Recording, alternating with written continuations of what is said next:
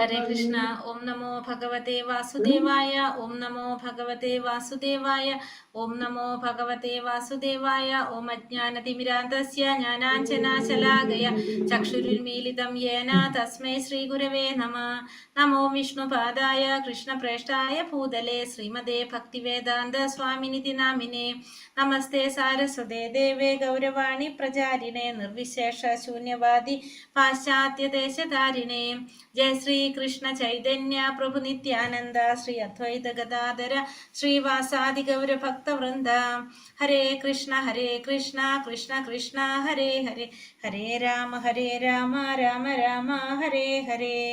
ഹരേ Krishna. Shri Shri Radha Govind temple ISKCON മാംഗ്ലൂരിന്റെ Bhagavad Gita ക്ലാസ്സിലേക്ക് എല്ലാവർക്കും സ്വാഗതം. ഹരേ കൃഷ്ണ. എല്ലാവർക്കും പ്രണാമം. ഹരേ കൃഷ്ണ. ഹരേ കൃഷ്ണ മാതാജി പ്രണാമം. ഹരേ കൃഷ്ണ.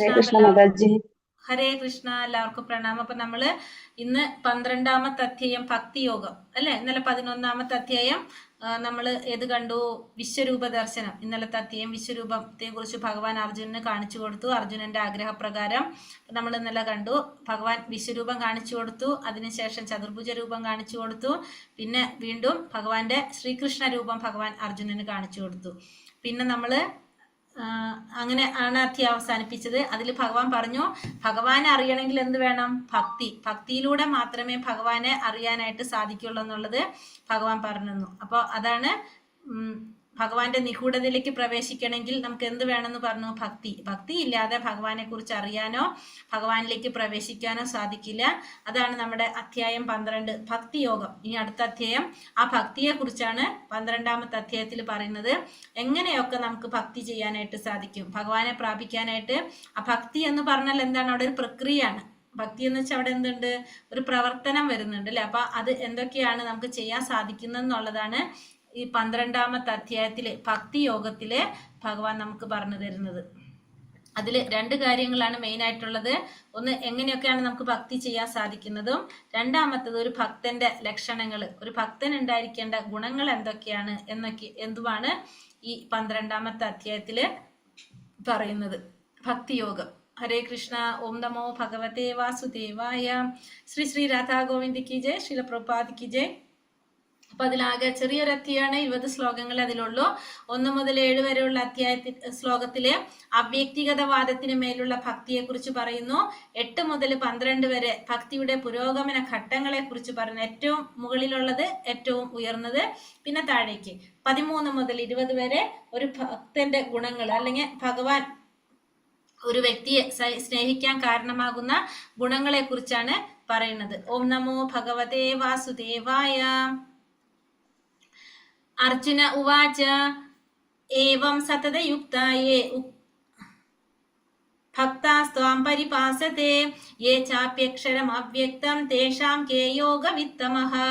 അർജുനൻ ചോദിച്ചു, എല്ലാ സമയവും അങ്ങയുടെ ഭക്തി സേവനത്തിൽ ഉചിതമായി ഏർപ്പെട്ടു പോരുന്നവരോ അതോ പ്രത്യക്ഷമല്ലാത്ത അവ്യക്ത ബ്രഹ്മത്തെ ഉപാസിക്കുന്നവരോ ആരാണ് കൂടുതൽ പരിപൂർണതയുള്ളവർ?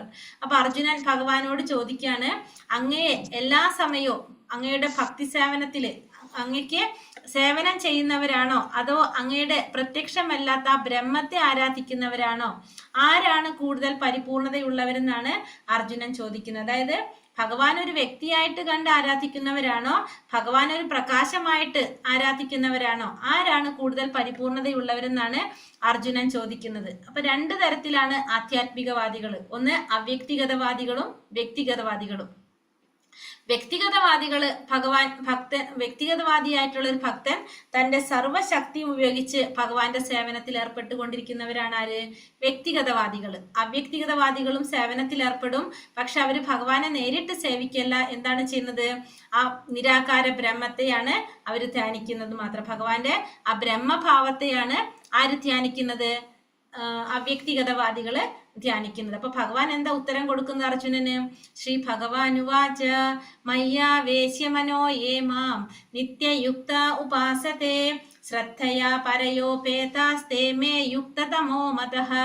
പരമദിവ്യോത്തമ പുരുഷൻ പറഞ്ഞു, എന്റെ വ്യക്തിരൂപത്തിൽ തന്നെ മനസ്സുറപ്പിച്ച് അതീന്ദ്രിയമായ ദൃഢവിശ്വാസത്തോടെ എല്ലായ്പ്പോഴും എന്നെ ആരാധിക്കുന്നതിൽ മുഴുകിയിരിക്കുന്നവരാണ് ഏറ്റവും പരിപൂർണതയുള്ളവരെന്ന് ഞാൻ കരുതുന്നു. അപ്പൊ ഭഗവാന്റെ വ്യക്തിരൂപത്തില് ഭഗവാൻ പറയുന്നത്, ഭഗവാനെ വ്യക്തിരൂപത്തില് മനസ്സുറപ്പിച്ചുകൊണ്ട് അതീന്ദ്രിയമായ വിശ്വാസത്തോടു കൂടി എപ്പോഴും ഭഗവാനെ ആരാധിക്കുന്നവരാണ് ആര്? ഏറ്റവും പരിപൂർണതയുള്ളവരെന്നാണ് ഭഗവാൻ ഇവിടെ പറയുന്നത്.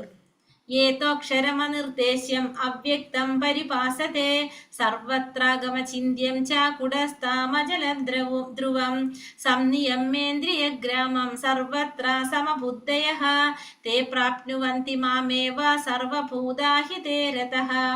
എന്നാൽ എന്നിട്ട് ഭഗവാൻ അടുത്ത് എന്താ പറയണത്? എന്നാൽ സർവ ഇന്ദ്രിയങ്ങളെയും നിയന്ത്രിച്ച് എല്ലാവരിലും സമഭാവനയോടെ സർവജീവികളുടെയും നന്മയിൽ തൽപരരായിക്കൊണ്ട് ഇന്ദ്രിയങ്ങൾക്ക് ഗോചരമല്ലാത്തതും അവ്യക്തവും സർവവ്യാപ്തവും അചിന്ത്യവും സ്ഥിരവും മാറ്റമില്ലാത്തതും ഉറച്ചതുമായതിന്, അതായത് ആ നിരപേക്ഷ തത്വത്തിന്റെ വ്യക്തിശൂന്യ സങ്കല്പത്തെ പരിപൂർണമായിട്ടും ഉപാസിക്കുന്നവരും ഒടുവിൽ എവിടെ തന്നെ എത്തും? എന്നെ തന്നെ പ്രാപിക്കും. അപ്പൊ ഭഗവാൻ ആദ്യം പറഞ്ഞു വ്യക്തിരൂപത്തിൽ ഭഗവാനെ ആരാധിക്കുന്നതാണ് ഏറ്റവും ശ്രേഷ്ഠത എന്ന് പറഞ്ഞു. രണ്ടാമത്തെ ഇതിൽ ഭഗവാൻ പറയാണ്, പക്ഷെ അവ്യക്ത രൂപത്തിൽ എന്നെ ആരാധിക്കുന്നവരും ഒടുവിൽ ആരിൽ തന്നെ എത്തും? എന്നിൽ തന്നെ എത്തുമെന്ന് ഭഗവാൻ ഇവിടെ പ്രഖ്യാപിക്കുകയാണ്. ഭഗവാനെ പ്രാപിക്കും എന്നുള്ളത് ഭഗവാൻ ഈ ശ്ലോകത്തില് പറയാണ്. അപ്പൊ സാധാരണ ജനങ്ങൾക്ക് പക്ഷെ എന്താണ്? വ്യക്തിശൂന്യ സാക്ഷാത്കാരം വളരെ പ്രയാസമാണെന്നും കൂടി നമുക്ക് പറഞ്ഞു തരാണ്. ക്ലേശോധികതരസ്തേഷും അവ്യക്താസക്ത ചേതസാം അവ്യക്താഹി ഗതിർ ദുഃഖം ദേഹവത്പിരവാപ്യതേ. പരമപുരുഷന്റെ അവ്യക്തവും വ്യക്തിശൂന്യവുമായ ഭാവത്തിൽ ആസക്ത ചിത്തരായവർക്ക് പുരോഗമനത്തിന് പ്രയാസമേറും. ശാരീരികൾക്ക് ഈ വഴിക്കുള്ള മുന്നേറ്റം സദാ ദുഷ്കരമാണ്. അപ്പോ എന്നിട്ട് പറയാണ്, ഭഗവാന്റെ അവ്യക്തിഗതമായ ബ്രഹ്മത്തില് ആസക്തരായവർക്ക് പുരോഗമനത്തിന് പ്രയാസം കൂടുതലായിരിക്കും. അതായത് വ്യക്തിരൂപത്തില് ആണെങ്കിൽ നമുക്ക് എന്താണ്, പെട്ടെന്ന് തന്നെ നമുക്ക് എന്തിലും സാധിക്കും? ആത്മീയമായിട്ട് പുരോഗതി കൈവരിക്കാൻ സാധിക്കും. പക്ഷെ അവ്യക്തിഗതമായ ആ ഭാവത്തെ, ആ ബ്രഹ്മത്തെ ആരാധിക്കുന്നവർക്ക് പുരോഗമനത്തിന് പ്രയാസം കൂടുതലാണ്. ശാരീരിക ബോധമുള്ളവർക്ക്, ഭൗതികവാദികൾക്കോ ഇത് വളരെ ദുഷ്കരമായിട്ടുള്ള കാര്യമാണെന്നാണ് ഭഗവാൻ പറയുന്നത്. തെരുവിൽ പലയിടത്തും തപാൽ പെട്ടികൾ കാണാം. ഇവയിൽ നമ്മൾ കൊണ്ടുപോയിടുന്ന കത്തുകൾ സ്വാഭാവികമായി നിഷ്പ്രയാസം ഉദ്ദിഷ്ട സ്ഥാനങ്ങളിൽ എത്തുന്നു. എന്നാൽ തപാൽ പെട്ടികൾ എന്ന് ആധികാരികമായിട്ട് പ്രഖ്യാപിക്കാത്ത ഏതെങ്കിലും പഴയ പെട്ടിലാണ് നമ്മൾ ഈ പ്രക്രിയ നടത്താൻ നമുക്ക് സാധിക്കില്ല. അപ്പൊ നമുക്കറിയാം, തെരുവിൽ നോക്കിക്കഴിഞ്ഞാൽ തപാൽ പെട്ടികൾ പല സ്ഥലത്തും കാണാം. നമ്മൾ അതിൽ കൊണ്ട് ലെറ്റർ ഇട്ട് കഴിഞ്ഞാൽ ആ അഡ്രസ് എവിടെയാണോ അവിടെ തന്നെ കറക്റ്റ് ആയിട്ട് ആ ലെറ്റർ കിട്ടും. നേരെ മറിച്ച് തപാൽ പെട്ടി അല്ലാത്ത പെട്ടികളിൽ കത്തിട്ടാൽ അത് അവിടെ കിടന്ന് ഒന്നും ചെയ്യാൻ സാധിക്കില്ല. അതേ പ്രക്രിയ നടത്താൻ നമുക്ക് സാധിക്കില്ല. അതേപോലെ തന്നെയാണ് പറയണത് എന്ത്? അംഗീകൃതമായിട്ടുള്ള പ്രാതിനിധ്യമുള്ള ഒരു വിഗ്രഹ രൂപം ഭഗവാനുണ്ട്. അതിനെയാണ് നമ്മൾ എന്ത് പറയണത്? അർച്ചാ വിഗ്രഹം എന്ന് പറയുന്നത്. ഈ അർച്ചാ വിഗ്രഹം എന്ന് പറയുന്നത് പരമപുരുഷന്റെ ഒരു അവതാരമാണ്. ആ പരമപുരുഷന്റെ അവതാരമായിട്ടുള്ള അർച്ചാ വിഗ്രഹത്തിന് നമ്മൾ അർപ്പിക്കുന്നതെല്ലാം ആരിലേക്ക് എത്തും? ഭഗവാനിലേക്ക് എത്തും. ഭഗവാൻ സ്വീകരിക്കും. അപ്പൊ അർച്ചാ വിഗ്രഹങ്ങൾ എന്ന് പറഞ്ഞാൽ ഭഗവാന്റെ അവതാരമാണെന്ത്? അർച്ചാ വിഗ്രഹങ്ങൾ. ഈ ഭൗതിക പ്രപഞ്ചത്തില് ഈ ഭൗതിക മൂലകങ്ങൾ കൊണ്ട് നിർമ്മിച്ചിട്ടുള്ള ഭഗവാന്റെ അവതാരം, അതാണെന്ത്? അർച്ചാ വിഗ്രഹം എന്ന് പറയുന്നത്. ആ അർച്ചാ വിഗ്രഹത്തിൽ സമർപ്പിക്കുന്നതെല്ലാം ആര് സ്വീകരിക്കും? ഭഗവാൻ സ്വീകരിക്കും. യേതു സർവാണി കർമാണി മയി സന്യസ്യ മത്പരഃ അനന്യേനൈവ യോഗേന മാം ധ്യായന്ത ഉപാസതേ തേഷാമഹം സമുദ്ധർത്ത മൃത്യു സംസാര സാഗരാത് ഭവാമി ന ചിരാത് പാർത്ഥ മയ്യാവേശിത ചേതസാം. ഹേ പാർത്ഥ, എന്നാൽ എന്നെ എല്ലായ്പ്പോഴും ധ്യാനിച്ചുകൊണ്ട് സർവകർമ്മങ്ങളും എനിക്കായി അർപ്പിച്ചുകൊണ്ട് എന്നിൽ അചഞ്ചലമായ മനസ്സൂന്നിക്കൊണ്ട് ഭക്തിരസേവനത്തിൽ ഏർപ്പെട്ടു പോരുന്നവരെ ഞാൻ വേഗത്തിൽ ജനന മരണങ്ങളുടെ സമുദ്രത്തിൽ നിന്ന് കരകയറ്റും. അപ്പൊ ഭഗവാൻ പറയുന്നത്, ഭഗവാൻ എല്ലായ്പ്പോഴും ധ്യാനിച്ച് എല്ലാ കർമ്മങ്ങളും ഭഗവാന് സമർപ്പിച്ചുകൊണ്ട് അചഞ്ചലമായിട്ടുള്ള ഭക്തിയോട് കൂടി ഭഗവാനെ സേവിക്കുന്നവരെ ഭഗവാൻ എന്ത് ചെയ്യും? പെട്ടെന്ന് തന്നെ ഈ ജനന മരണ സാഗരത്തിൽ നിന്ന് രക്ഷപ്പെടുത്തും. അതായത് ഈ ഭൗതിക ലോകത്തിൽ നിന്നും അവരെ രക്ഷപ്പെടുത്തും. ഭഗവാൻ എങ്ങോട്ട് കൊണ്ടുപോകും? ഭഗവാന്റെ ആധ്യാത്മിക ലോകത്തിലേക്കുള്ള വഴി അവർക്ക് തുറന്നു കൊടുക്കുമെന്നാണ് ഭഗവാൻ ഇവിടെ പറഞ്ഞത്. അവരെ കരയ്ക്ക് കയറ്റുമെന്ന് ഭഗവാൻ പറയാണ്. ഒരു ശിശു പൂർണ്ണമായിട്ടും ആരുടെ സംരക്ഷണത്തിലും ചുമതലയിലുമായിരിക്കും? അച്ഛനമ്മമാരുടെ ചുമതലയിലായിരിക്കും. അതുകൊണ്ട് അതിന്റെ സ്ഥിതി എപ്പോഴും സുരക്ഷിതവുമായിരിക്കും. അതേപോലെ തന്നെ ഒരു ഭക്തന് മറ്റ് ഗ്രഹങ്ങളിൽ പ്രവേശിക്കാനായിട്ട് യോഗാഭ്യാസനത്തിന്റെ പരിശീലനം ആവശ്യമില്ല. എന്തുമാത്രം മതി? ഭഗവാന്റെ കാരുണ്യം കൊണ്ട് തന്നെ ഭഗവാൻ സ്വയം ഗരുഡവാഹനത്തിൽ ഏറി വന്നിട്ട് ആ വ്യക്തിയെ ഈ ഭൗതിക ലോകത്തിൽ നിന്ന് ആത്മീയ ലോകത്തിലേക്ക് കൊണ്ടുപോകും എന്നാണ് പറയുന്നത്. അതിന് എന്തിന്റെ ആവശ്യമില്ല? പ്രത്യേകിച്ച് ഒന്നും ചെയ്യേണ്ട ആവശ്യമൊന്നുമില്ല. നമ്മൾ എന്തുമാത്രം മതി? ഭഗവാനിൽ അചഞ്ചലമായ ഭക്തി, വിശ്വാസം ഉണ്ടായാൽ മാത്രം മതി. സമുദ്രത്തിൽ വീണുപോയ ഒരാൾക്ക് എത്ര തന്നെ പാടുപെട്ടാലും നല്ലൊരു നീന്തൽക്കാരനാകണമെങ്കിൽ ആണെങ്കിൽ പോലും രക്ഷപ്പെടാൻ കഴിഞ്ഞില്ലെന്ന് വരാം. എന്നാൽ മറ്റൊരാൾ വെള്ളത്തിൽ നിന്ന് പൊക്കിയെടുക്കുകയാണെങ്കിൽ അയാൾക്ക് വളരെ പെട്ടെന്ന് തന്നെ കരയിൽ കയറാനായിട്ട് സാധിക്കും. അപ്പൊ സമുദ്രത്തിൽ വീണ് പോയ ഒരു വ്യക്തി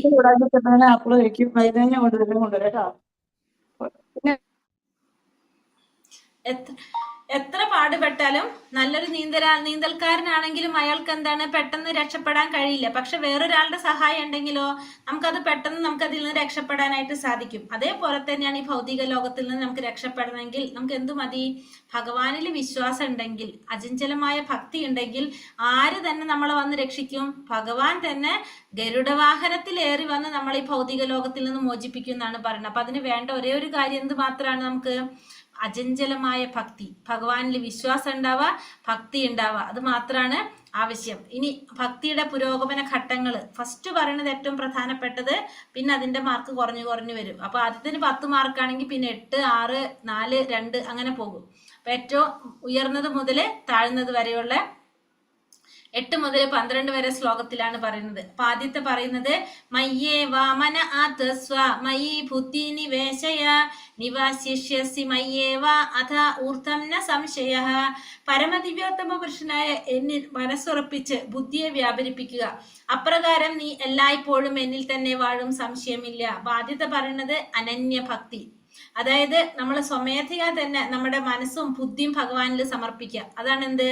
അനന്യ ഭക്തി എന്ന് പറയുന്നത്. ഫസ്റ്റ് പറയണത് ആരും പറയാതെ തന്നെ നമ്മൾ എന്ത് ചെയ്യണം? നമ്മുടെ മനസ്സും ബുദ്ധിയും ഭഗവാനിൽ വ്യാപരിപ്പിക്കുന്ന അതാണ് അനന്യ ഭക്തി. അങ്ങനെ നമുക്ക് എന്ത് സാധിക്കും? ഭഗവാനെ പ്രാപിക്കാനായിട്ട് സാധിക്കും. അപ്പോൾ നമ്മൾ നമ്മുടെ മനസ്സും ബുദ്ധിയും ഭഗവാനിൽ സമർപ്പിച്ചുകൊണ്ട് എന്ത് ചെയ്യാ? മനസ്സും ബുദ്ധിയും ഭഗവാനിൽ സമർപ്പിക്കുക. അങ്ങനെ ചെയ്തു കഴിഞ്ഞാൽ നമുക്ക് ഭഗവാനെ പ്രാപിക്കാനായിട്ട് സാധിക്കും എന്നുള്ളതിന് യാതൊരു സംശയവുമില്ല. ഇത് ആരും പറഞ്ഞിട്ട് ചെയ്യണല്ല, നമ്മൾ സ്വമേധയാ നമ്മൾ ചെയ്യുക. അതാണ് അനന്യ ഭക്തി എന്ന് പറയുന്നത്. ഭഗവാന്റെ തിരുനാമത്തിനും ഭഗവാനും തമ്മിൽ യാതൊരു വ്യത്യാസവുമില്ല. ഭക്തൻ ഹരേ കൃഷ്ണ മഹാമന്ത്രം ഉച്ചരിക്കുമ്പോൾ ഭഗവാന്റെ അന്തരംഗ ശക്തിയായിട്ടുള്ള രാധാറാണി, ഭഗവാനും അന്തരംഗ ശക്തിയായിട്ടുള്ള രാധാറാണിയും ആ ഭക്തന്റെ നാവിന്മേൽ നൃത്തം വെക്കുന്ന പറയുന്നത് നമ്മൾ നാമം ജപിക്കുമ്പോൾ. ഭഗവാൻ കൃഷ്ണന് വേണ്ടിയിട്ട് ഒരു ഭക്തൻ നൈവേദ്യം അർപ്പിക്കുമ്പോൾ ഭഗവാൻ അത് സ്വയം ആസ്വദിക്കും. എന്നിട്ടോ ഭഗവാന്റെ കാരുണ്യം ആ ഭക്തന് തിരിച്ചു കിട്ടുകയും ചെയ്യും, കൃഷ്ണവൽക്കരിക്കപ്പെടുകയും ചെയ്യുന്നു. അത്തരം സേവന പ്രക്രിയയിൽ ഏർപ്പെടാത്തവർക്ക് ഇതെങ്ങനെ സംഭവിക്കുന്നു എന്ന് മനസ്സിലാക്കാൻ സാധിക്കില്ല. ഭഗവത്ഗീതയും മറ്റു വൈദിക സാഹിത്യങ്ങളും ശുപാർശ ചെയ്യുന്ന പ്രക്രിയ ഇതാണ്. അപ്പൊ ഇതാണ് ഫസ്റ്റ് പറയുന്ന പ്രക്രിയ. നമ്മൾ എന്ത് ചെയ്യാം? ഭഗവാന് വേണ്ടിയിട്ടെല്ലാം ചെയ്യുന്ന പ്രക്രിയ. അതാണ് ഫസ്റ്റത്തെ പറയുന്നത് അനന്യഭക്തി. ഇത് ആരും പറയാതെ തന്നെത്താനെ നമ്മൾ ചെയ്യുന്നതാണ് ഇത് അനന്യഭക്തി എന്ന് പറയുന്നത്. ഇനി രണ്ടാമത്തത് സാധന ഭക്തി. എല്ലാവർക്കും എന്ത് ചെയ്യാൻ പറ്റില്ല? അനന്യഭക്തി ഉണ്ടാവില്ല എല്ലാവർക്കും. അത് പൂർവ്വജന്മത്തിലെ സുഹൃതം കൊണ്ട് നമുക്ക് മുന്നേ തന്നെ കിട്ടുന്ന ഒരു ക്വാളിഫിക്കേഷൻ അനുസരിച്ചാണ് നമുക്ക് എന്ത് സാധിക്കുന്നത്? ഈ അനന്യഭക്തി ചെയ്യാനായിട്ട് സാധിക്കുന്നുണ്ടാവുക. അപ്പൊ രണ്ടാമത്തത് സാധന ഭക്തി. അഥ ചിത്തം സമാധാതും നാശാഗ്നോഷി മയി സ്ഥിരം അഭ്യാസയോഗേനേ തതോ മാമി ചാപ്തും ധനഞ്ജയ. പ്രിയപ്പെട്ട അർജുന, ധനത്തെ ജയിച്ചവനെ എന്നിൽ മനസ്സുറപ്പിച്ചു നിർത്താൻ നിനക്ക് കഴിയില്ലെങ്കിൽ ഭക്തിയോഗത്തിന്റെ നിബന്ധനകൾ അനുഷ്ഠിച്ചുകൊണ്ട് എന്നെ പ്രാപിക്കാനുള്ള ആഗ്രഹം വളർത്തുക. അപ്പൊ രണ്ടാമത്തെ പറയുന്നത് എന്താണ്? സാധനാ ഭക്തി. അപ്പൊ നമ്മൾ ഒന്നാമത്തെ അനന്യഭക്തി അത് നമുക്ക് ചെയ്യാൻ സാധിക്കണമെന്നില്ല എല്ലാവർക്കും. അപ്പൊ അങ്ങനെയാണെങ്കിൽ നമ്മൾ എന്ത് ചെയ്യണം? രണ്ടാമത്തത് പറയുന്നത് സാധന ഭക്തി ചെയ്യാന്ന് പറഞ്ഞാൽ നമ്മൾ എന്ത് ചെയ്യാ, ഒരു ഗുരുവിന്റെ നിർദ്ദേശപ്രകാരം ഒരു ആത്മീയ ആചാര്യന്റെ മേൽനോട്ടത്തിൽ വേണ്ടുന്ന നിബന്ധനകളോടെ ചെയ്യുന്ന ഭക്തിയോഗ പരിശീലനം ആരെയും ഭഗവത് പ്രേമ തലത്തിൽ എത്തിക്കുക. അപ്പൊ രണ്ടാമത്തത് സാധനാ ഭക്തി എന്ന് പറഞ്ഞാൽ ഒരു ഗുരുവിന്റെ നിർദ്ദേശപ്രകാരം ആ ഗുരു പറയുന്നത് അനുസരിച്ച് കൊണ്ട് നമ്മൾ എന്ത് ചെയ്യുന്നു, ഭക്തിയോഗത്തിന്റെ നിബന്ധനകൾ അനുഷ്ഠിക്കുന്നു. അപ്പൊ നമ്മൾ ഈ പറഞ്ഞ പോലെ നാമജപവും ഈ പറഞ്ഞ ഭാഗവത ശ്രവണവും എല്ലാം നമ്മൾ ചെയ്യും. എങ്ങനെയാണ്, സ്വയം ചെയ്യല്ല, നമ്മൾ ആ ഗുരു പറയുന്നത് അനുസരിച്ച് ചെയ്യുക. അപ്പൊ നമ്മൾ അത് വളർത്തിയെടുത്തു കൊണ്ടുവരാണ്, നമ്മുടെ ഉള്ളിലായ ആഗ്രഹത്തെ വളർത്തിക്കൊണ്ടുവരാണ് നമുക്ക് സ്വയം ഇല്ല, പക്ഷെ നമ്മൾ ചെയ്ത് വരുന്നു. ഇപ്പൊ നമ്മള് പറയുന്ന പോലെ രാവിലെ ഭാഗവതം ക്ലാസ്സിൽ കയറണം എല്ലാവരും, ഇപ്പൊ നാമജപത്തിൽ കയറണം, നിങ്ങൾ മംഗളാരതിൽ കയറണം എന്നൊക്കെ പറയുമ്പോൾ നമുക്ക് താല്പര്യം ഇല്ലെങ്കിലും ഇപ്പൊ പറയുന്നതല്ലേ എന്ന് വിചാരിച്ച് നമ്മൾ ചെയ്യാം. അതാണ് എന്ത്, സാധനാ ഭക്തി എന്ന് പറയുന്നത്. അപ്പൊ രണ്ടാമത്തത് അതാണ്. അങ്ങനെ ചെയ്ത് വരുമ്പോ എന്താണ്, കുറെ കഴിയുമ്പോൾ നമുക്ക് തന്നെത്താൻ അതിൽ ആഗ്രഹം വന്നു തുടങ്ങും. അതാണ് അതിന്റെ പ്രത്യേകത. അപ്പൊ രണ്ടാമത്തെ ഇപ്പൊ നമ്മളെ പോലുള്ളവരൊക്കെ പ്രാക്ടീസ് ചെയ്യുന്നതായിരിക്കും സാധനാ ഭക്തി. ഒന്നാമത്തത് അനന്യഭക്തി, രണ്ടാമത്തത് സാധനാ ഭക്തി. ഇനി അതും ചെയ്യാൻ സാധിച്ചില്ലെങ്കിൽ മൂന്നാമത്തെ ഭഗവാൻ പറയുന്നത് നിഷ്കാമ കർമ്മയോഗം. നിഷ്കാമ കർമ്മം എന്ന് വെച്ചാൽ കർമ്മം ചെയ്യുക, കർമ്മത്തിന്റെ ഫലം നമ്മൾ സ്വീകരിക്കാതിരിക്കുക. അഭ്യാസേപ്യസമർത്ഥോസി മത്കർമ്മ പരമോ ഭവ മദർത്ഥാമപി കർമാണി കുർവൻ സിദ്ധിമ വാപ്സ്യസി. ഭക്തിയോഗത്തിന് വേണ്ടുന്ന നിബന്ധനകൾ അനുഷ്ഠിക്കാൻ നിനക്ക് കഴിവില്ലെങ്കിൽ എനിക്ക് വേണ്ടി പ്രവർത്തിക്കാൻ ശ്രമിക്കുക. എനിക്കായി പ്രവർത്തിക്കുന്നത് കൊണ്ട് തന്നെ നിനക്ക് പരിപൂർണതയിലെത്താൻ സാധിക്കും. ഇനി ഭക്തിയോഗത്തിന്റെ നിബന്ധനകൾ അനുഷ്ഠിക്കാൻ നിനക്ക് കഴിയില്ലെങ്കിൽ നീ എന്ത് ചെയ്യണം, എനിക്ക് വേണ്ടി പ്രവർത്തിക്കണം. അങ്ങനെ പ്രവർത്തിക്കുന്നത് കൊണ്ട് നിനക്ക് പരിപൂർണതയിലെത്താൻ സാധിക്കും. അപ്പൊ നിഷ്കാമ കർമ്മം, നമ്മൾ കർമ്മം ചെയ്യുന്നു ഫലം ആഗ്രഹിക്കാതെ. അപ്പൊ അതാണ് നിഷ്കാമ കർമ്മം എന്ന്. അപ്പൊ ഭഗവാന് വേണ്ടി പ്രവർത്തിക്കുക. ഭഗവാന് വേണ്ടി പ്രവർത്തിക്കുക എന്ന് വെച്ചാൽ എന്താണ്, കൃഷ്ണാവബോധം പ്രചരിപ്പിക്കാനായിട്ട് നമുക്ക് സൗമ്യനസ്സുണ്ടാകുക. ഭഗവാന്റെ തന്റെ കർമ്മഫലങ്ങളെ ഉപേക്ഷിക്കാൻ സാധിക്കാത്ത പക്ഷം അതിലൊരു ചെറിയ ശതമാനമെങ്കിലും കൃഷ്ണാവബോധം പ്രചരിപ്പിക്കാനായിട്ട് ചെലവാക്കാം. കൃഷ്ണാവബോധത്തിന് വേണ്ടിയുള്ള സ്വമനസാലയുള്ള സേവനം ഈശ്വരപ്രേമത്തിന്റെ സമുന്നതിയിലെത്താനും പരിപൂർണത നേടാനും സാധിക്കും. അപ്പോൾ മൂന്നാമത്തതാണ് നിഷ്കാമ കർമ്മം. നമുക്ക് എന്ത് ചെയ്യാൻ, നമുക്ക് ഈ പറഞ്ഞ പോലെ കുറെ നാമം ജപിച്ചിരിക്കാനും നമുക്ക് ഇതൊന്നും ചെയ്യാൻ സമയമില്ലെങ്കിൽ മൂന്നാമത്തതാണ് നമുക്ക് പറഞ്ഞിരിക്കുന്നത് എന്താണ്, കർമ്മത്തിന്റെ ഫലങ്ങൾ, കർമ്മം ചെയ്യുക, കർമ്മത്തിന്റെ ഫലം ഭഗവാന് സമർപ്പിച്ചുകൊണ്ട്. അപ്പൊ നമ്മൾ എന്ത് ചെയ്യുന്നു, നമ്മൾ കൃഷ്ണാവബോധം പ്രചരിപ്പിക്കാൻ വേണ്ടിയിട്ടുള്ള കാര്യങ്ങൾ ചെയ്യാം. പിന്നെ അതുപോലെ തന്നെ അമ്പലങ്ങൾ പണിയാൻ സഹായിക്കാം, പിന്നെ ബുക്കുകൾ പ്രസിദ്ധീകരിക്കാൻ സഹായിക്കാം. അങ്ങനെ കൃഷ്ണാവബോധം പ്രചരിപ്പിക്കാനായിട്ട് നമുക്ക് എങ്ങനെയൊക്കെ സഹായിക്കാൻ സാധിക്കുമോ അങ്ങനെയൊക്കെ നമുക്ക് ചെയ്യാം. അതാണ് എന്ത്, മൂന്നാമത്തെ പറയുന്ന നിഷ്കാമ കർമ്മം. ഇനി അതും നമുക്ക് ചെയ്യാൻ സാധിക്കുന്നില്ലെങ്കിൽ നാലാമത്തത് പറയുന്നതാണ് സകാമ കർമ്മം. അതായത് ഇപ്പൊ എല്ലാവർക്കും ഭക്തിയിലൂടെ ഭഗവാനെ അറിയാനായിട്ട്, ഭഗവാനിലേക്ക് എത്താനായിട്ട് സാധിക്കണമെന്നില്ല. ഭക്തി ഇല്ലാത്തവർക്കും ഭഗവാനെ കുറിച്ച് അറിയാനും ഉള്ളൊരു അവസരം നൽകുന്നതാണ് എന്ത്, നാലാമത്തത്. അതായത് ഇവിടെ എന്താ പറയണത്, അഥൈഥാഥപ്യശക്തോസി കർത്തും അത്യോഗമാശ്രിതഃ സർവകർമ്മ ഫലത്യാഗം തഥാ കുരു യഥാത്മവാൻ. എന്നെ കുറിച്ചുള്ള ഈ ബോധത്തോടെ പ്രവർത്തിക്കുവാൻ നിനക്ക് കഴിയുന്നില്ലെങ്കിൽ സർവകർമ്മ ഫലങ്ങളെയും ത്യജിച്ച് ആത്മസ്ഥിതനാവാൻ ശ്രമിക്കുക. അപ്പൊ അതായത് സർവകർമ്മത്തിന്റെ ഫലങ്ങളെയും ത്യജിക്കുക. അതായത് ഇപ്പൊ നമുക്ക് പറഞ്ഞല്ലോ, ഈ ഭക്തിയിലൂടെ തന്നെ ഇതൊക്കെ ചെയ്യാൻ പാടുള്ളൂ എന്ന് എല്ലാവരും പറയണമെന്നില്ല. ഭക്തന്മാരല്ലാത്തവർക്കും ഭഗവാനെ പ്രാപിക്കാനുള്ള വഴിയാണ് ഭഗവാൻ ഇവിടെ പറയുന്നത്. എന്ത് ചെയ്യാൻ, നേരിട്ട് കൃഷ്ണാവബോധ പ്രവർത്തനത്തിൽ ഏർപ്പെടുന്നത് ബന്ധുക്കൾ ചിലപ്പോൾ ഇഷ്ടപ്പെട്ടില്ല എന്ന് വരാം, പല വിഘ്നങ്ങളും ഉണ്ടാകാം. ഈ വക വിഷമഘട്ടങ്ങളിൽ ഒരാൾ ചെയ്യേണ്ടത് തന്റെ പ്രവൃത്തികളുടെ സകല ഫലങ്ങളെയും ഏതെങ്കിലും നല്ല കാര്യത്തിന് വേണ്ടി വിനിയോഗിക്കുക. അപ്പൊ അതാണ് ഇപ്പൊ എല്ലാവരും സമ്മതിക്കണമെന്നില്ല ഭക്തിയിലൂടെ ചെയ്യാനായിട്ട്. അപ്പൊ എന്ത് ചെയ്യാം, സാമൂഹ്യ പ്രവർത്തനങ്ങൾ ചെയ്യുക. നമ്മൾ ചെയ്യുന്ന കർമ്മത്തിന്റെ ഫലം സാമൂഹ്യ പ്രവർത്തനങ്ങൾക്ക്, ആശുപത്രികളിലോ അനാഥാലയങ്ങളിലോ വൃദ്ധസദനങ്ങളില്, അതുപോലെ തന്നെ സാമൂഹ്യ പ്രവർത്തനങ്ങൾ ചെയ്യുന്ന സ്ഥാപനങ്ങൾക്ക് എങ്ങനെയുള്ളതിനാണ്, അതായത് വ്യക്തിപരമായ ലാഭം നോക്കാതെ ചെയ്യുന്ന അത്തരത്തിലുള്ള സ്ഥാപനങ്ങളെ സഹായിക്കാൻ വേണ്ടിയിട്ട് ചിലവൊക്കെ രാജ്യസേവനം, സാമൂഹ്യ സേവനം, ഇതൊക്കെ ഇതിൽ വരും. അപ്പൊ അതിലൂടെ നമുക്ക് എന്ത് സാധിക്കും, അറിയാതെ തന്നെ പതുക്കെ നമുക്ക് ആ പരിശുദ്ധിയിലെത്തി ഭക്തിയിലേക്ക് കടക്കാനായിട്ട് സാധിക്കും. അതാണ് നാലാമത്തെ പറയുന്നത്. ഇനി അതും ചെയ്യാൻ സാധിക്കില്ലെങ്കിൽ അഞ്ചാമത്തെ പറയുന്നത് എന്താണ്, ജ്ഞാനം നേടാൻ ശ്രമിക്കുക. ധ്യാനത്തിലൂടെ പരമാത്മാ സാക്ഷാത്കാരം, അതിലൂടെ ഭഗവത് സാക്ഷാത്കാരത്തിലേക്ക് കടക്കാൻ സാധിക്കുന്നത്. ശ്രേയോ ഹി ജ്ഞാനം അഭ്യാസാത് ജ്ഞാനാധ്യാനം വിശിഷ്യതേ ധ്യാനാത് കർമ്മ ഫലത്യാഗം ചാന്തീരനന്തരം. നിനക്ക് പരിശീലിക്കാൻ അതും സാധ്യമല്ലെങ്കിൽ അഞ്ചാമത്തെ പറയുന്നതാണ് ജ്ഞാനം ആർജിക്കാനായിട്ട് ശ്രമിക്കുക. ജ്ഞാനത്തെക്കാൾ ശ്രേഷ്ഠമാണ് ധ്യാനം, ധ്യാനത്തെക്കാൾ വിശിഷ്ടമാണ് എന്ത്? കർമ്മത്തിന്റെ ഫലങ്ങളെ ത്യജിക്കൽ. എന്തെന്നാൽ ത്യാഗത്താൽ മനഃശാന്തി ലഭിക്കും. അപ്പൊ നമ്മൾ എന്ത് ചെയ്യാം? ജ്ഞാനം നേടാം, ജ്ഞാനത്തിലൂടെ ധ്യാനിക്കാം, ധ്യാനത്തിലൂടെ നമുക്ക് പരമാത്മാവിനെ സാക്ഷാത്കരിക്കാം. അതിനുശേഷം നമുക്ക് എന്ത് സാധിക്കും? ഭാഗവത് സാക്ഷാത്കാരം നേടാനായിട്ട് സാധിക്കും. അപ്പൊ 5 തരത്തിൽ ഇപ്പൊ നമുക്ക് പറഞ്ഞു തന്നു. സമുത്കൃഷ്ട ലക്ഷ്യമായ പരമദിവ്യോത്തമ പുരുഷനെ പ്രാപിക്കാൻ 2 പ്രക്രിയകളാണുള്ളത്. ഒന്ന് നേരിട്ടുള്ള മാർഗം, അതായത് കൃഷ്ണാവബോധത്തിലൂടെ, നമ്മൾ ഭക്തിയിലൂടെ നമുക്ക് നേരിട്ട് ഭക്തി സേവനത്തിലൂടെ ഡയറക്റ്റ് എൻട്രി. രണ്ടാമത്തത് പരിപടിയായിട്ടുള്ള വളർച്ച, അതായത് കർമ്മത്തിന്റെ ഫലം ത്യജിക്കുക. അത് കഴിഞ്ഞിട്ട് കർമ്മത്തിന്റെ ഫലം ത്യജിച്ചു, അപ്പൊ നമുക്ക് എന്താണ്? നമുക്ക് ജ്ഞാനം നേടാം, ജ്ഞാനത്തിലൂടെ ധ്യാനം, ധ്യാനത്തിലൂടെ പരമാത്മാ സാക്ഷാത്കാരം, അതിനുശേഷം ഭഗവത് സാക്ഷാത്കാരം. അങ്ങനെ പടിപടിയായിട്ട് നമുക്ക് എന്തിലേക്ക് പോകാം? ഭക്തിയിലേക്ക് കടക്കാനായിട്ട് സാധിക്കും, സാക്ഷാത്കാരം നേടാനായിട്ട് സാധിക്കും. അപ്പൊ 5 കാര്യങ്ങൾ പറഞ്ഞു തന്നു.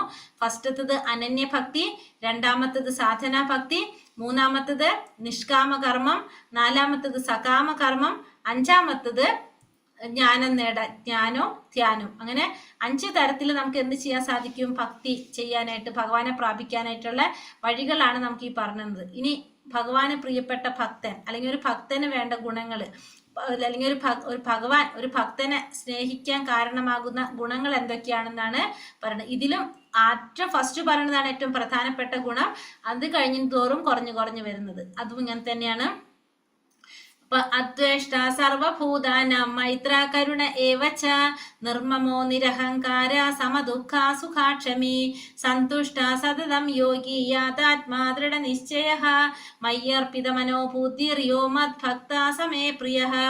മാത്സര്യം കൂടാതെ സർവജീവസത്തകൾക്കും സുഹൃത്തായിട്ട്, ഒന്നിലും അവകാശബോധവും മിഥ്യാഹങ്കാരവും ഇല്ലാതെ, സുഖദുഃഖങ്ങളിൽ സമനില കൈക്കൊണ്ട്, ക്ഷമാശാലിയായിട്ട്, സദാ സംതൃപ്തനായിട്ട്, നിയന്ത്രിതാത്മാവായിട്ട്, മനസ്സും ബുദ്ധിയും ഭഗവാനിൽ ഉറപ്പിച്ച് ദൃഢനിശ്ചയത്തോടു കൂടി ഭക്തിയുടെ സേവനം അനുഷ്ഠിക്കുന്ന ഭക്തൻ എനിക്ക് ഏറ്റവും പ്രിയങ്കരനാണ്. അപ്പൊ ഇവിടെ എന്താ പറയണത്? ഫസ്റ്റ് തന്നെ മത്സര ബുദ്ധി ഉണ്ടാവാൻ പാടില്ല, മത്സരം ഉണ്ടാവാൻ പാടില്ല, സർവ്വജീവസത്തകൾക്കും സുഹൃത്തായിരിക്കണം, ഒന്നിലും അവകാശബോധം ഉണ്ടാവാൻ പാടില്ല, മിഥ്യാഹങ്കാരം ഉണ്ടാവാൻ പാടില്ല, പിന്നെ അതുപോലെ തന്നെ സുഖദുഃഖങ്ങളിൽ സമനില കൈക്കൊള്ള, ക്ഷമാശാലിയായിരിക്കുക, സദാ സംതൃപ്തനായിരിക്കുക, നിയന്ത്രിതനായിട്ടുള്ള ആത്മാവ്, മനസ്സ് ബുദ്ധി എല്ലാം ഭഗവാനിൽ ഉറപ്പിച്ച് ദൃഢനിശ്ചയത്തോടു കൂടി ഭക്തിയുടെ സേവനം ചെയ്യുന്ന ഭക്തൻ ഭഗവാൻ ഏറ്റവും പ്രിയപ്പെട്ടവനാണെന്ന് ഭഗവാൻ പറയുന്നു. ഭക്തന് ഏതെങ്കിലും ദുഃഖമോ കുഴപ്പമോ നേരിടുമ്പോൾ ഭഗവാൻ തന്നോട് കരുണ കാണിച്ചു എന്നായിരിക്കും ആര് ചിന്തിക്കുന്നത്? ഒരു ഭക്തൻ ചിന്തിക്കുന്നത്. അതായത് താൻ ചെയ്തു പോയ തെറ്റുകളെ കുറിച്ച് ഓർക്കുമ്പോൾ ഇതിനേക്കാളും കൂടുതൽ ക്ലേശങ്ങൾ അനുഭവിക്കേണ്ടതായിരുന്നു താൻ. പക്ഷെ ഭഗവാന്റെ കാരുണ്യം കൊണ്ട് ഇതിപ്പോ വളരെ കുറവായിട്ട് കിട്ടി എന്ന് മാത്രമാണ് ആര് ചിന്തിക്കുക? ഒരു ഭക്തൻ ചിന്തിക്കുന്നത്. അപ്പൊ ഭഗവാന്റെ കാരുണ്യം കൊണ്ട് ആ ശിക്ഷ എനിക്ക് കുറച്ച് കിട്ടി എന്നാണ് ആര് ചിന്തിക്കുന്നത്? ഒരു ഭക്തൻ ചിന്തിക്കുന്നത് എപ്പോഴും. യസ്മൻ നോദിജതോ ലോകോ ലോകോ നോദിജതേ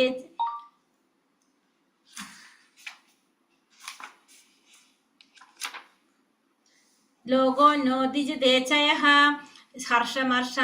ഹർഷമർഷാഭയോദേഗിർ മുക്തോ യാസ ച മേ പ്രിയഃ. ആരാലാണോ ആർക്കും ബുദ്ധിമുട്ടുകളൊന്നും ഇല്ലാത്തത്, ആരാണോ ഏതൊരുവനാലും അസ്വസ്ഥനായി തീരാത്തത്, സുഖദുഃഖങ്ങളിലും ഭയോത്കണ്ഠകളിലും സമചിത്തനായിരിക്കുന്നവൻ ആരാണോ, അങ്ങനെയുള്ള എൻ്റെ ഭക്തൻ എനിക്ക് ഏറ്റവും പ്രിയപ്പെട്ടവനാണ്. അപ്പൊ ആരാലാണോ ആർക്കും ബുദ്ധിമുട്ടുകൾ ഉണ്ടാകുന്നില്ല, ആരാലാണോ ഏതൊരുവനും അസ്വസ്ഥനായി തീരാത്തത്, സുഖം വന്നാലും ദുഃഖം വന്നാലും ഭയം വന്നാലും ഉത്കണ്ഠകളിലും സമചിത്തനായിരിക്കുന്നവൻ ആരാണോ, അങ്ങനെയുള്ള ഭക്തൻ എനിക്ക് ഏറ്റവും പ്രിയപ്പെട്ടവനാണെന്ന് ഭഗവാൻ പറയുന്നു. അനപേക്ഷ ശുചിർ ദക്ഷ ഉദാസീനോ ഗതാവ്യതഃ സർവാരംഭ പരിത്യാഗി യോ മദ്ഭക്ത സമേ പ്രിയഃ.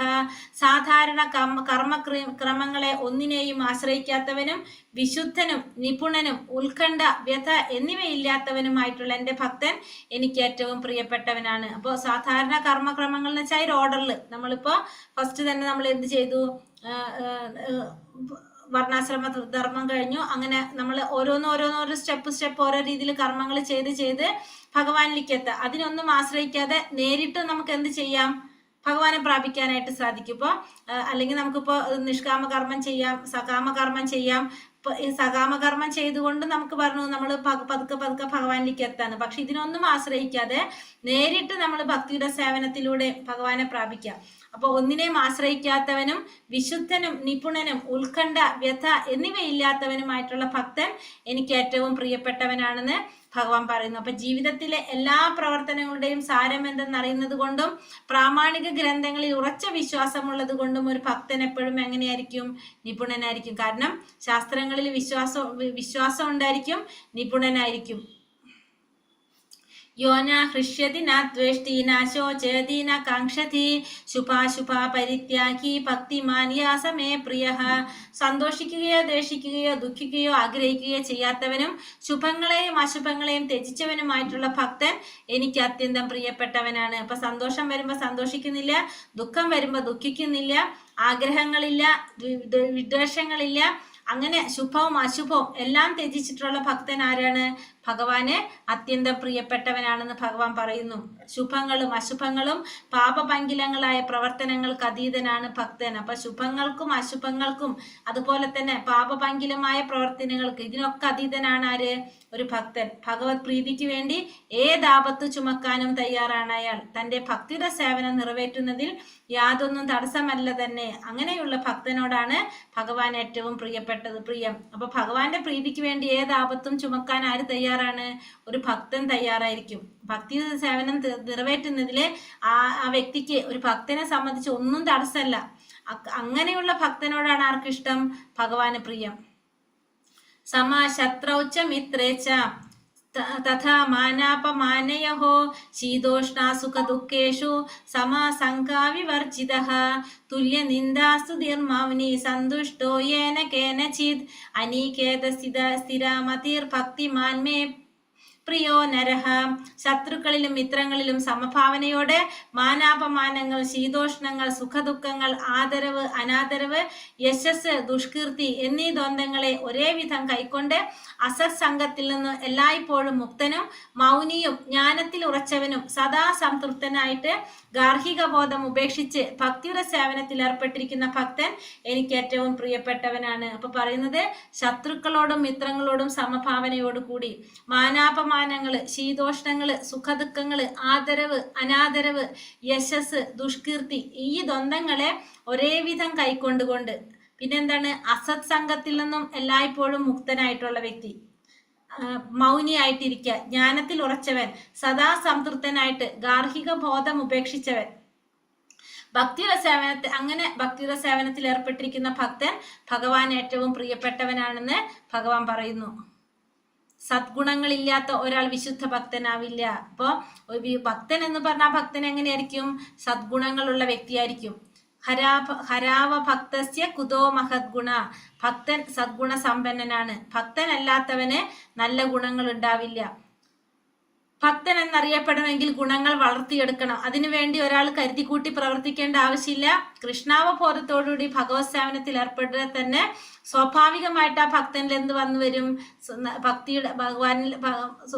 ഭക്തന്റെ ഗുണങ്ങൾ ആ വ്യക്തിയിൽ വന്ന് വളർന്നു വരും. അപ്പോൾ അതിന് വേണ്ടിയിട്ട് നമ്മൾ ആരും പ്രത്യേകിച്ച് ഒന്നും ചെയ്യേണ്ട ആവശ്യമില്ല. നമ്മൾ എന്ത് ചെയ്താൽ മതി? ഭക്തിയുടെ സേവനത്തിൽ ഏർപ്പെട്ടാൽ മാത്രം മതി. ഭഗവാന്റെ സേവനത്തിൽ ഏർപ്പെടുകയാണെങ്കിൽ തന്നെത്താനെ സ്വാഭാവികമായിട്ട് നമുക്ക് ഈ ദൈവിക ഗുണങ്ങൾ അല്ലെങ്കിൽ വിശിഷ്ട ഗുണങ്ങൾ നമുക്ക് തന്നെത്താനെ വളർന്നു വരും. ഏതു ധർമ്മ്യമൃതം മിതം യഥോക്തം പരിപാസത്തെ ശ്രദ്ധധാന മത്പരമാ ഭക്താസ്തേതീവ മേ പ്രിയഃ. നാശരഹിതമായി ഭക്തിയുടെ സേവന മാർഗം പിന്തുടർന്ന് എന്നെ പരമലക്ഷ്യമാക്കിക്കൊണ്ട് വിശ്വാസത്തോടു കൂടി പൂർണ്ണമായും എന്നിൽ മുഴുകുന്നവൻ എനിക്ക് ഏറ്റവും പ്രിയപ്പെട്ടവനാണ്. അപ്പോൾ ഭഗവാൻ പറയുന്നത് എന്താണ്? നാശരഹിതമായിട്ടുള്ളതാണ് ഈ ഭക്തിയുടെ സേവന മാർഗം. അത് പിന്തുടർന്നുകൊണ്ട് ഭഗവാനെ പരമലക്ഷ്യമാക്കി വിശ്വാസത്തോടു കൂടി പൂർണ്ണമായിട്ടും ഭഗവാനിൽ മുഴുകുന്നവൻ ഭഗവാൻ ഏറ്റവും പ്രിയപ്പെട്ടവനാണെന്ന് ഭഗവാൻ പറയുന്നു. അപ്പോൾ ഭക്തിയുടെ സേവനം എന്ന് പറയുന്നത് നാശരഹിതമാണ്. അത് പിന്തുടർന്ന് ഭഗവാനെ പരമലക്ഷ്യമാക്കിക്കൊണ്ട് വിശ്വാസത്തോടു കൂടി പൂർണ്ണമായിട്ടും ഭഗവാനിൽ മുഴുകുന്നവനാണ് ആര്? ഭഗവാൻ ഏറ്റവും പ്രിയപ്പെട്ടവനെന്നും ഭഗവാൻ ഇവിടെ നമുക്ക് പറഞ്ഞു തരണം. അപ്പോൾ ഇവിടെ ഒരു കാര്യം പറയുന്നത്, ഭക്തിയുടെ സേവനം എന്ന് പറയുന്നത് എങ്ങനെയാണ്? നാശരഹിതമാണ്, അതിനൊരിക്കലും നാശമില്ലാത്തതാണെന്ന് ഭഗവാൻ ഇവിടെ പ്രഖ്യാപിക്കുകയാണ്. ഒരു വിശുദ്ധ ഭക്തനെ മുട്ടാത്തിടത്തോളം കാലം ഈ അവ്യക്തിഗത ഭാവം പ്രയോജനകരമാണ്. കാരണം എന്താണ്?